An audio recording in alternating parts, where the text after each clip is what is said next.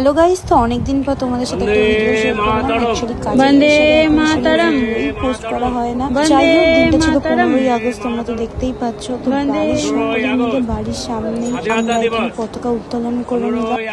স্বাধীনতা দিবস ইন্দো হিমাচল যমুনা।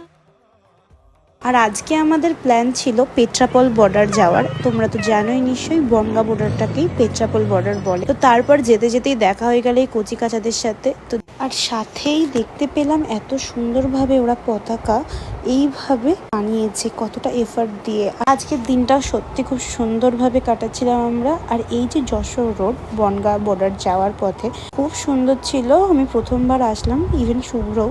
আর এখানে পেট্রাপল বর্ডারে এসে একটা নতুন অভিজ্ঞতা হলো। তো তোমরা বলো, তোমাদের কেমন কাটলো 15ই আগস্টটা? তোমরা কিভাবে কাটালে? ভিডিওটা ভালো লাগলে লাইক আর সাবস্ক্রাইব করে দিও। দেখা হচ্ছে নেক্সট ব্লগ।